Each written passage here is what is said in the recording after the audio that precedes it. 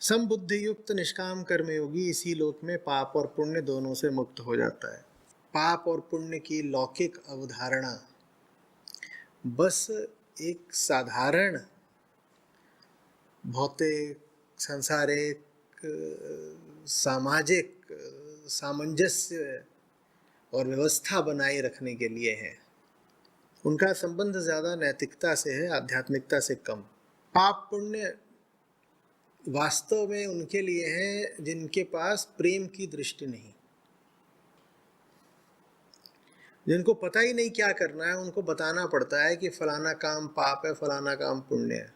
जिन्हें प्रेम हो गया उन्हें तो प्रेम पाना है, उन्हें पाप पुण्य बताने की ना कोई ज़रूरत है, ना बताने से कोई लाभ। ज़रूरत इसलिए नहीं है क्योंकि उनके प्रेम की दिशा ही उनके लिए पुण्य है और प्रेम से वियोग ही उनके लिए पाप है। तो अब उन्हें तुम और क्या समझाओगे? उन्हें एक बात समझ में आ गई है। और बताने से लाभ इसलिए नहीं है तुम उन्हें कुछ भी बताते रहो, उन्हें तो प्रेम हो गया है। तुम्हारी सारी बातें एक कान से सुन के दूसरे कान से निकाल देंगे। उनके पास जगह ही नहीं है तुम्हारी बातों के लिए।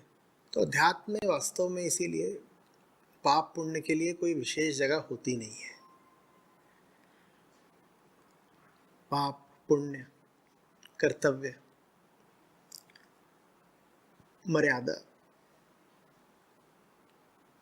अध्यात्म इनसे बहुत संबंध नहीं रखता। लेकिन साधारण व्यक्ति को ये चाहिए, क्योंकि साधारण व्यक्ति में तो अभी प्रेम का दिया जला ही नहीं है। उसको नहीं बताओगे पाप पुण्य क्या, तो संसार में, समाज में अराजकता की स्थिति पैदा हो जाएगी। वो फिर कुछ भी उल्टा पुल्टा करेगा अपनी वृत्ति अनुसार। तो वो कुछ भी उल्टा पुल्टा ना करे, इसलिए उसको कुछ नियम कायदे देने जरूरी है। जब समाज और समाज के न्यायालय आपको कुछ व्यवस्था देते हैं तो उसको हम कहते हैं नियम। ऐसे नियम जो उदाहरण के लिए संविधान के अनुच्छेदों में पाए जाते हैं। और जब धर्म आपको एक व्यवस्था देता है तो उसको हम कहते हैं पाप और पुण्य। पर ये दोनों ही प्रयास हैं आपको एक व्यवस्था देने के, और वो आपको बाहरी व्यवस्था देने की आवश्यकता इसलिए है क्योंकि आपके पास कोई आंतरिक व्यवस्था नहीं है। उस आंतरिक व्यवस्था का नाम क्या होता है? प्रेम। वो चूंकि 1000 में 999 लोगों के पास होती नहीं, इसीलिए समाज आपको क्या देता है? एक नियमावली, तमाम तरीके के विधि विधान और संविधान, रूल बुक, ये देता है समाज। और धर्म क्या देता है? बड़े बड़े ग्रंथ जिनमें लिखा होता है क्या करने से कितना पाप लग जाता है, कौन सा नरक मिल जाता है, और क्या करने से आप कितना पुण्य कमा सकते हो। समाज और धर्म ये दोनों ही आपको इस प्रकार की व्यवस्था हम कह रहे हैं इसलिए देते हैं क्योंकि आपके पास प्रेम की आंतरिक व्यवस्था नहीं है। और बड़ी गड़बड़ स्थिति आ जाती है जब किसी के पास वो आंतरिक व्यवस्था आने लगती है। फिर उसके लिए मुश्किल हो जाता है समाज और धर्म के कायदों को सम्मान देना। अब ऐसे में दो स्थितियां पैदा हो सकती हैं। अगर समाज थोड़ा जागृत है तो वो ऐसे व्यक्ति के लिए एक अपवाद को मान्यता दे देगा। वो कहेगा ये व्यक्ति हमारे नियम कायदों से ऊपर उठ चुका है, तो इस पर अपनी व्यवस्था आरोपित करने की अब कोई जरूरत नहीं, इसको खुला छोड़ दो। इसको तुम पूर्ण स्वतंत्रता दे भी दोगे तो हमारे लिए ये अच्छा ही होगा, कुछ बुरा नहीं करेगा। ये तब होगा अगर समाज जागृत है, तब वो ऐसे व्यक्ति का सम्मान करेगा और उसे स्वतंत्र छोड़ देगा। लेकिन अगर समाज जागृत नहीं है तो फिर ऐसे व्यक्ति को दंड देगा जो सामाजिक और धार्मिक व्यवस्था पर नहीं चलता, फिर वो उसको दुश्मन मानेगा और सजा देगा। और ऐसे उदाहरण हमने खूब देखे अतीत में। इसी तरीके के अपवादों को खड़ा करने का विज्ञान है अध्यात्म। और उसी प्रयोजन से कृष्ण यहाँ कह रहे हैं कि संबुद्ध युक्त निष्काम कर्मयोगी इसी लोक में पाप पुण्य दोनों से मुक्त हो जाता है। तुम तो इसी कारण शांतिप्रद निष्काम कर्मयोग का अनुष्ठान करो। अर्जुन, तुम भी वैसे ही हो जाओ जो पाप पुण्य से मुक्त हो जाते हैं। आगे निकल जाओ, आगे निकलो, आगे निकलो अर्जुन। ये सब पाप पुण्य छोटे लोगों के लिए, आगे निकलो।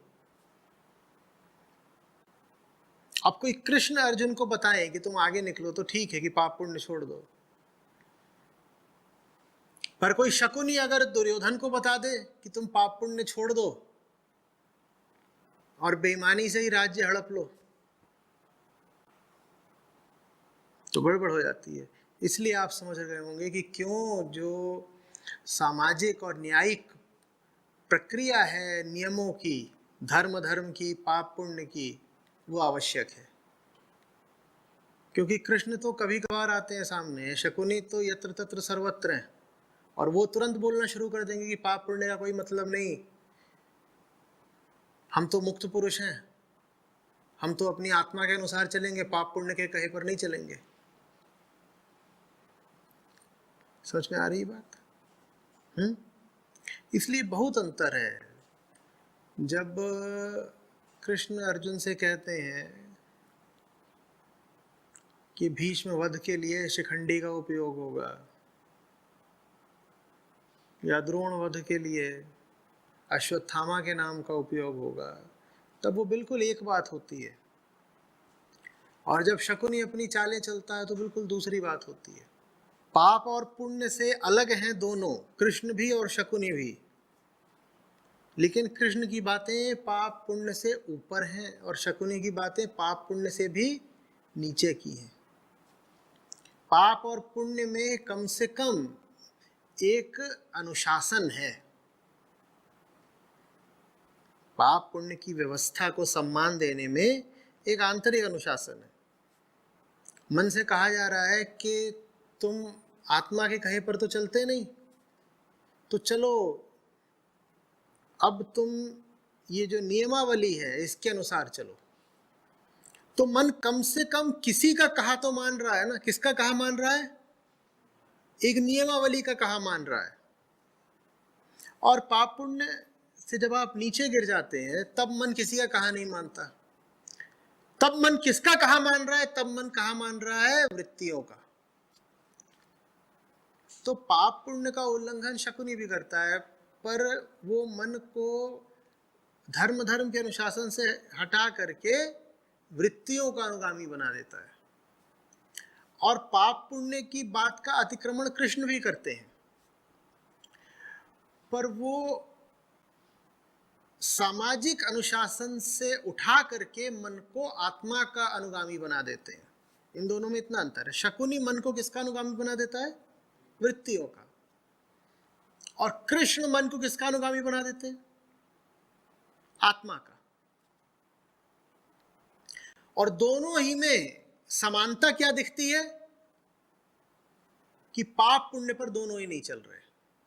शकुनी भी पाप को पाप नहीं मान रहा और कृष्ण भी पाप को पाप नहीं मान रहे, लेकिन दोनों की बात में जमीन आसमान का अंतर है। शकुनी मन को एक साधारण अनुशासन के तल से भी नीचे गिरा देता है और कृष्ण मन को साधारण अनुशासन के तल से ऊपर उठा देते हैं।